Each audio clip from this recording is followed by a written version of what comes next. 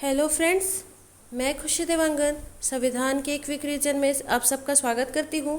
आज का हमारा टॉपिक है निर्वाचन आयोग। इसमें हम केंद्र के निर्वाचन आयोग के बारे में पढ़ेंगे। जो राज्य में निर्वाचन आयोग होता है उसके बारे में हम पंचायती राज वाले लेक्चर में डील करेंगे। यहाँ से आपको सारे एग्ज़ाम में कुछ न कुछ क्वेश्चन देखने को मिल ही जाएगा, तो आप वीडियो को लास्ट तक देखिए, आपको सारे क्वेश्चन सॉल्व हो जाएंगे। चलिए स्टार्ट करते हैं। तो सबसे पहले तो आपको ये याद रखना है कि हम भाग 15 पढ़ रहे हैं। क्या पढ़ रहे हैं? भाग 15, अनुच्छेद 324 से 329।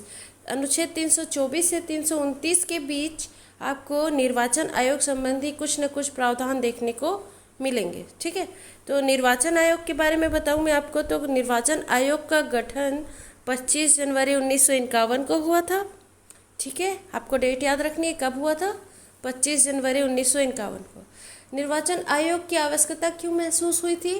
तो जब भारत आज़ाद हुआ था उस समय शासन व्यवस्था को निष्पक्ष बनाए रखने के लिए, निष्पक्ष चुनाव करवाने के लिए, है ना, एक स्वतंत्र निकाय की आवश्यकता थी।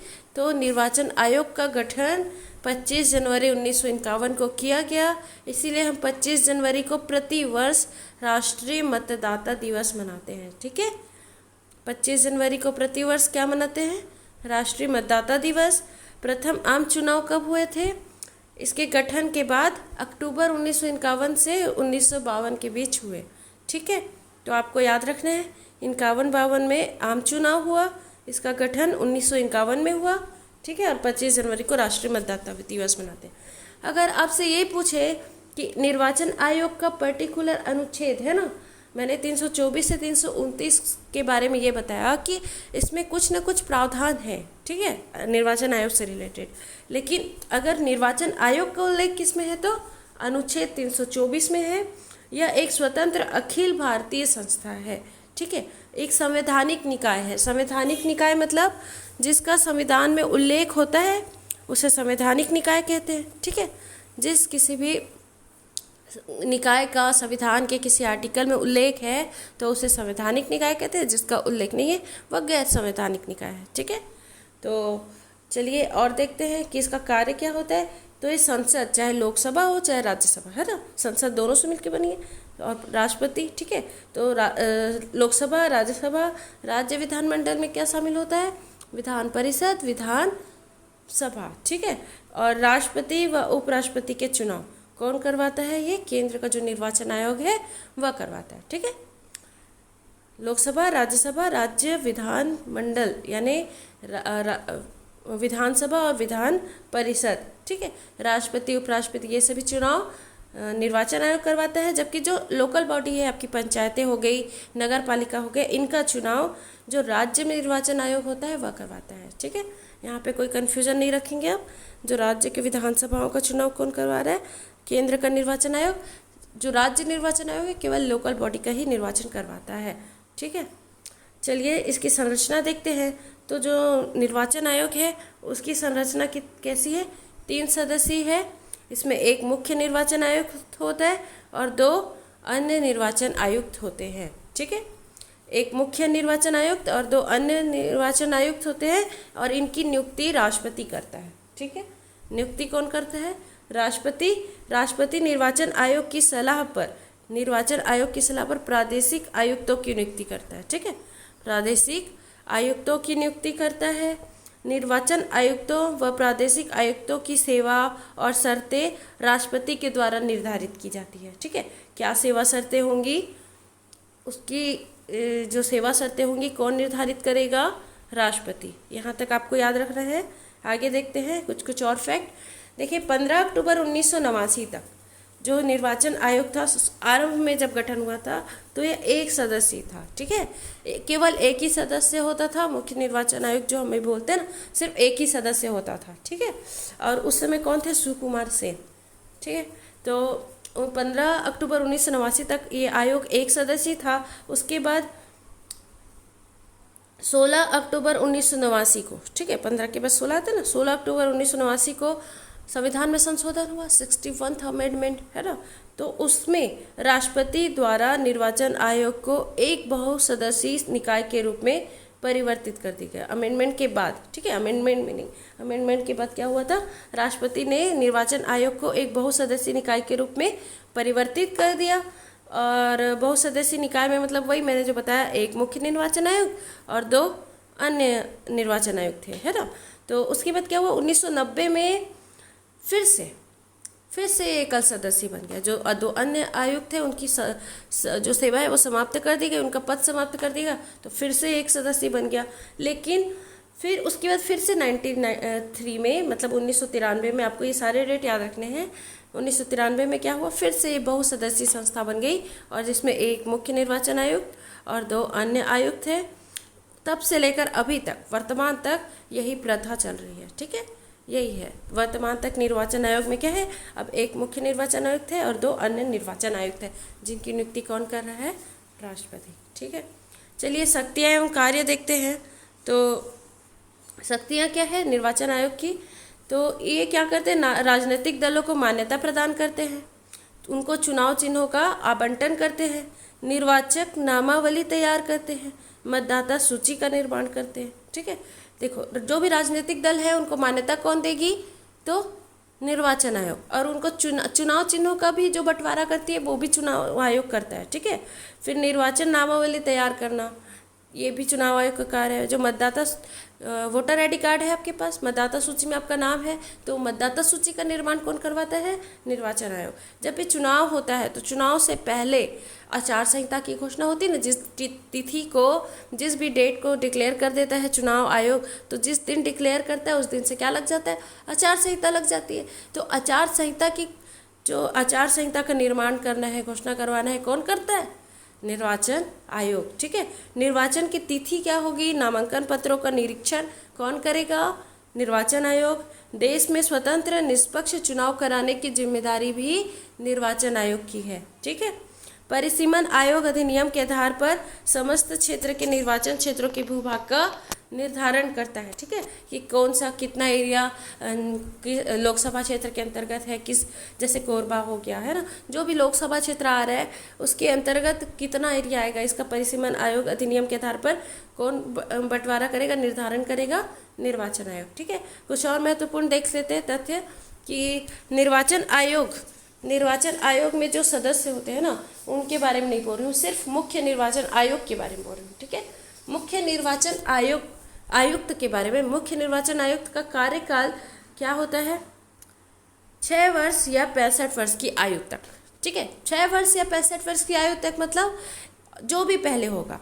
अगर मान लो कोई मुख्य निर्वाचन आयुक्त नियुक्त हो जाता है, ठीक है, तो जब अगर 6 साल उसका पूरा हो गया और उसकी आयु 65 वर्ष नहीं हुई है, तो कार्यकाल 6 वर्ष पूर्ण करेगा और रिटायर हो जाएगा, हट जाएगा। ठीक है, अगर मान लो उसने 6 वर्ष की कार्यकाल के ड्यूरेशन के बीच में ही उसकी आयु 65 वर्ष हो गई, जैसे उन्होंने आज कार्यभार संभाला, 3 वर्ष के पश्चात उनकी आयु 65 वर्ष हो गई, तो उनकी सेवानिवृत्ति हो जाएगी। जो भी पहले हो, चाहे 6 साल हो या 65 वर्ष की आयु पूर्ण हो, तो इनका कार्यकाल कैसा होगा, 6 वर्ष या 65 वर्ष की आयु जो भी पहले हो। ठीक है, राष्ट्रपति के प्रसाद पर्यंत इनका पद नहीं होता। मुख्य निर्वाचन आयुक्त के बारे में बोल रही हूँ ना, मुख्य निर्वाचन आयुक्त का जो पद है वो राष्ट्रपति के प्रसाद पर्यंत नहीं होता, 6 वर्ष या फिर 65 वर्ष की आयु तक होता है। ठीक है, मुख्य निर्वाचन आयुक्त को हटाने की प्रक्रिया क्या होगी, तो जैसे उच्च न्यायालय के जो उच्चतम न्यायालय है ना, सुप्रीम कोर्ट के जो न्यायाधीश को हटाने की प्रक्रिया होती है, लगभग महाभियोग के समान होती है, वैसी होगी। ठीक है, उसमें भी दोनों सदनों का रोल होता है, लोकसभा राज्यसभा के सदस्य मिलकर ही हटा सकते हैं। अगर लोकसभा में प्रस्ताव लाना है तो 100 सदस्यों का समर्थन चाहिए, और अगर राज्यसभा में लाना है तो 50 सदस्यों का समर्थन चाहिए। ठीक है, तो कौन हटा सकता है इनको, संसद। ठीक है, संसद के जो सदन के सदस्य हैं ना, जो लोकसभा राज्यसभा है, वो हटा सकते हैं। ठीक है, तो इनकी जो हटाने की प्रक्रिया है वो कैसे, सुप्रीम कोर्ट के न्यायाधीश को हटाने की प्रक्रिया के समान है, लगभग महाभियोग, लेकिन राष्ट्रपति के हटाने की प्रक्रिया को ही महाभियोग कहते हैं। ठीक है, अन्य निर्वाचन आयुक्त या प्रादेशिक आयुक्त को मुख्य निर्वाचन आयुक्त की सिफारिश पर राष्ट्रपति हटा सकता है। ठीक है, जो अन्य आयुक्त होते हैं ना और प्रादेशिक आयुक्त होते हैं, उनको राष्ट्रपति हटा सकता है, किसकी सिफारिश पर, मुख्य निर्वाचन आयुक्त की सिफारिश पर। अगर इनको त्यागपत्र देना है, समय से पहले कार्यकाल जो समाप्त होने से पहले ही इनको पद छोड़ना है, तो कैसे त्यागपत्र देंगे, राष्ट्रपति को। ठीक है। और इनके शपथ और योग्यता का मूल संविधान में कोई उल्लेख नहीं है, ठीक है। आपको याद रखना है, शपथ और योग्यता के बारे में कोई उल्लेख नहीं है। वेतन का निर्धारण संसद करती है और इनका वेतन जो है संचित निधि पर भारित होता है, ठीक है। भारत की संचित निधि पर भारित होता है। चलिए आगे देखते हैं। निर्वाचन आयोग में कुछ कमियां हैं, जैसे वही मैंने अभी बताया ना कि निर्वाचन आयोग के सदस्यों के लिए क्या योग्यता होनी चाहिए, इसके बारे में संविधान में कोई प्रावधान किया ही नहीं गया है, ठीक है। सेवानिवृत्ति के बाद निर्वाचन आयुक्तों की सरकार द्वारा अन्य नियुक्तियों पर रोक नहीं है। मतलब अगर से कोई सेवानिवृत्त हो जा रहा है, मुख्य निर्वाचन आयुक्त बन गया, निर्वाचन आयुक्त बन गया, तो उसके बाद जब सेवानिवृत्ति होने के बाद वह कोई अन्य सरकार के अधीन और कोई भी पद धारण कर सकते हैं, इस पर कोई रोक नहीं है, ठीक है। तो ये भी एक कमियां है। चलिए और फैक्ट क्या याद रखने आपको। प्रथम मुख्य निर्वाचन आयुक्त कौन थे? सुकुमार सेन, ठीक है। आपको याद रखना है, पूछा जाता है कि प्रथम जो मुख्य निर्वाचन आयुक्त थे वो कौन थे? सुकुमार सेन। देश की एकमात्र महिला निर्वाचन आयुक्त, ठीक है, देश की एकमात्र महिला निर्वाचन आयुक्त कौन थी? तो वीएस रमा देवी। और वर्तमान मुख्य निर्वाचन आयुक्त कौन है? तो सुनील अरोड़ा। जो इमेज दिख रहा है आपको यही है, 2 दिसंबर 2018 से है, 23वें नंबर के हैं, ठीक है। चुनाव आयुक्त का सम्मान और वेतन भारत के सर्वोच्च न्यायालय के न्यायाधीश के समान होता है। सर्वोच्च बोले, supreme court, not high court, okay. चलिए आगे देखते हैं। अनुच्छेद 326 क्या कहता है? वयस्क मताधिकार के बारे में है। ये भी बहुत बार पूछता है। वयस्क मताधिकार का उल्लेख किसमें है? अनुच्छेद 326। और ये 326 में वयस्क मताधिकार मतलब क्या होता है? जो वोट देने की मिनिमम एज है ना, मिनिमम एज क्या होती है? कोई भी व्यक्ति, कोई छोटा सा बच्चा जाके वोट दे सकता है क्या? नहीं। मिनिमम एज कितनी है? 18 वर्ष, है ना। तो 18 वर्ष अभी नहीं थी, पहले 21 वर्ष थी। उसे संविधान संशोधन 61वां नंबर का जो संविधान संशोधन था 1989, है ना, उसमें वयस्क मताधिकार की आयु जो 21 वर्ष थी उसको घटाकर क्या कर दिए? 18 वर्ष, ठीक है। और इस समय प्रधानमंत्री कौन थे? राजीव गांधी। अब आपको एक तस्वीर देख रही होगी, ये ईवीएम की है। जब हम वोट डालने जाते हैं तो इसी ईवीएम मशीन से ही डालते हैं, तो इसका फुल फॉर्म पूछा जाता है एग्जाम में, तो आपको ये याद रखना है, इलेक्ट्रॉनिक वोटिंग मशीन, ठीक है। ये जो इमेज दिख रही है यही ईवीएम है, तो इलेक्ट्रॉनिक वोटिंग मशीन, ओके। ये पूछा जाएगा आपको एग्जाम में, तो फुल फॉर्म भी आपको याद होना चाहिए। चलिए क्वेश्चन सॉल्व करके देखते हैं कि बन रहा है या नहीं बन रहा है। तो निर्वाचन आयोग के बारे में कौन सा कथन सही नहीं है? तो यह एक स्थायी एवं स्वतंत्र निकाय है, ये तो सही है ना। इसे राष्ट्रपति, उपराष्ट्रपति, नगर निगमों के चुनाव कराने पड़ते हैं। संविधान के अनुच्छेद 324 में चुनाव आयोग से संबंधित उपबंध है, तो सही है, 324 में है ना। यह एक अखिल भारतीय संस्था है, ये भी सही है। अच्छा, ये भी क्यों गलत है, अब देखते हैं इसमें ब में क्या प्रॉब्लम है, ठीक है। तो राष्ट्रपति का चुनाव कौन करवाता है? निर्वाचन आयोग। उपराष्ट्रपति का भी। नगर निगम का चुनाव राज्य निर्वाचन आयोग करवाता है। मैंने आपको बताया था ना, लोकल बॉडी का। तो ऐसे स्टेटमेंट में कुछ गलत करके मिक्स करके डाल देता है और हम कंफ्यूज हो जाते हैं, तो आपको अच्छे से स्टेटमेंट पढ़ना है और सॉल्व करना है, ठीक है। तो ऑप्शन बी क्या होगा? सही चूज करना है आपको, ठीक है, आंसर होगा। चलिए, मुख्य निर्वाचन आयुक्त की नियुक्ति कौन करता है? कौन करता है भाई? राष्ट्रपति, ठीक है। चलिए आगे देखते हैं। निम्न कथनों में कौन सा सही है? मुख्य चुनाव आयुक्त व 2 अन्य चुनाव आयुक्तों के पास शक्तियाँ भिन्न भिन्न होती है। गलत है ये। चुनाव आयुक्त के वेतन और भत्ते उच्च न्यायालय के जज के समान होते हैं, तो मैंने उच्च बोला था या उच्चतम? उच्चतम, है ना, तो ये भी तो गलत हो गया। राज्यपाल निर्वाचन आयोग की सलाह पर प्रादेशिक निर्वाचन आयुक्तों की नियुक्ति करता है। राज्यपाल करता है क्या? नहीं, राष्ट्रपति करता है ना। निर्वाचन आयुक्तों का कार्यकाल कितना होता है? 6 साल या 65 वर्ष की आयु तक होता है। तो आपका ऑप्शन डी क्या है? ऑप्शन डी क्या है? सही है, ठीक है। निम्न में से किसका मुख्य चुनाव आयुक्त की देखरेख में नहीं होता? किसका नहीं होता पूछ रहा है, ठीक है। तो विधानसभा का तो होता है, उपराष्ट्रपति का भी होता है, राष्ट्रपति का भी होता है, ग्राम पंचायत का नहीं होता। ग्राम पंचायत का कौन करवाता है? राज्य निर्वाचन आयोग, ठीक है। निर्वाचन आयोग का सदस्य चुने जाने के लिए कौन सी अर्हता संविधान में दी गई है?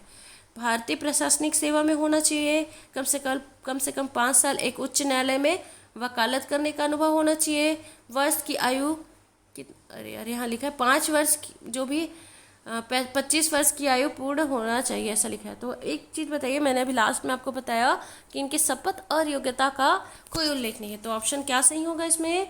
ऑप्शन डी, उपर्युक्त में से कोई नहीं। ठीक है। भारतीय संविधान के किस अनुच्छेद में निर्वाचन आयोग का उल्लेख है? तो किस अनुच्छेद में है? 324।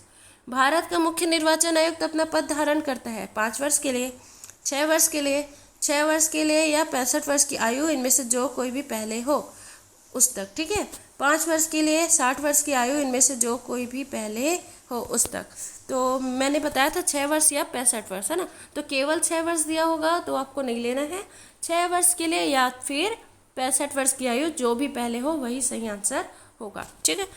भारत में आज़ादी के बाद पहला आम चुनाव कब हुआ? तो मैंने बताया ना 51-52 में हुआ, तो ऑप्शन बी सही है। ठीक है। चलिए देखते हैं, संविधान के किस संशोधन द्वारा मतदान की आयु 21 वर्ष से घटाकर 18 वर्ष की गई? तो कब की गई? 60, 61, 69, 70। तो किस में की गई थी? 61 में, है ना। आपको याद रखना है 61 अमेंडमेंट 1989। मुख्य चुनाव आयुक्त को उनके पद से कौन हटा सकता है? केंद्रीय मंत्रिपरिषद हटा सकती है क्या? नहीं। मुख्य न्यायाधीश हटा सकता है क्या? नहीं। राष्ट्रपति? नहीं। संसद के दोनों सदन, मैंने बताया था ना, संसद के दोनों सदन लगभग मुख्य न्यायाधीश, जो सर्वोच्च न्यायालय के न्यायाधीश को हटाने की प्रक्रिया होती है, उसी प्रक्रिया के अनुसार इसको भी हटा सकते हैं। ठीक है। चलिए आगे देखते हैं, निम्नलिखित में से कौन सा कार्य निर्वाचन आयोग का नहीं है? तो कौन सा कार्य निर्वाचन आयोग का नहीं है? राष्ट्रपति और उपराष्ट्रपति के लिए चुनाव करवाना, तो ये तो है ना। संसद एवं राज्य विधानमंडलों के सभी चुनाव कराना, ये भी है। किसी राज्य में स्वतंत्र निष्पक्ष चुनाव के लिए अनुकूल दशा न होने पर राष्ट्रपति शासन लगाए जाने की संतुष्टि करना, निर्वाचक सूचियां तैयार करने के लिए निरीक्षण करना, निर्देशन करना, नियंत्रण करना, ये भी है। जो राष्ट्रपति शासन लगाए जाने की अनुशंसा करता है ना, वो निर्वाचन आयोग नहीं करता। तो ऑप्शन सी इसका सही आंसर होगा। और ये अनुशंसा कौन करता है, आप मुझे कमेंट बॉक्स में बताइए। संविधान का हमने इतना सारा लेक्चर पढ़ लिया है, राष्ट्रपति पढ़ लिया, प्रधानमंत्री पढ़ लिया, संसद पढ़ लिया, है ना। तो आपने सारे लेक्चर देखे होंगे, तो आप मुझे कमेंट बॉक्स में बताइए कि राष्ट्रपति शासन लगाने की अनुशंसा कौन करता है। ठीक। आई होप आपको लेक्चर अच्छा लगा होगा।